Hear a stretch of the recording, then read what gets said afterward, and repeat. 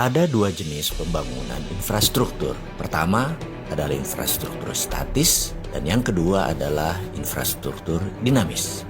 Pembangunan jalan tol, pelabuhan, bandara adalah kategori sebagai pembangunan infrastruktur statis. Sifat dari infrastruktur statis adalah penunjang kegiatan infrastruktur dinamis. Karena itu infrastruktur statis dibangun di banyak negara setelah siap pemakainya. Di Amerika misalnya di tahun 1940 sampai 1961, Amerika membangun infrastruktur statis besar-besaran. Tujuan utamanya adalah menyediakan pemanfaatan untuk industri otomotif Amerika. Mereka membangun jalan lebih dari 25.000 km.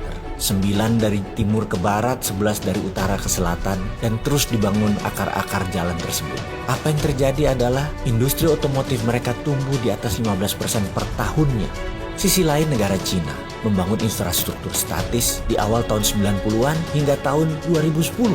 Hanya sisi timur negara tersebut yang dibangun, kemudian baru ke arah tengah. Karena sisi timur Cina adalah daerah produksi dan daerah pelabuhan untuk pendistribusiannya ke internasional.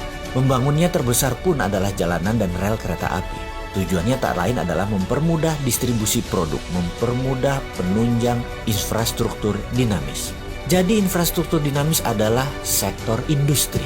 Seperti Amerika membangun industri hulu penyediaan bahan baku, menyediakan untuk pabrik-pabrik otomotif mereka, pabrik pengolahan biji besi, steel foundries, kemudian juga produksi perminyakan mereka, gasolin untuk bahan bakar mobil tadi, industri pangan, itu semua dikatakan sebagai infrastruktur dinamis karena tujuan disebut dinamis adalah bergerak mengikuti kebutuhan pasar. Seperti juga sisi lain Cina. Cina membuat peraturan mendukung infrastruktur dinamis dengan peraturan yang super bebas. Cina boleh meniru, melakukan imitating. Cina di tahun 90-an, 2000 masih dikatakan sebagai imitating country, negara peniru. Sekarang Cina disebut innovating country, negara pencipta. Kita semua tahu kata-kata bijak dari Pini Sepuh kita yang mengatakan Allah bisa karena biasa. Jadi setelah biasa meniru, mereka sekarang mengerti apa yang terbaik dan setelah itu menciptakan produksi baru yang kreatif dan inovatif. Itulah Cina sekarang yang membangun infrastruktur dinamis terlebih dahulu baru infrastruktur statis. Demikian juga infrastruktur Amerika. Dinamis dulu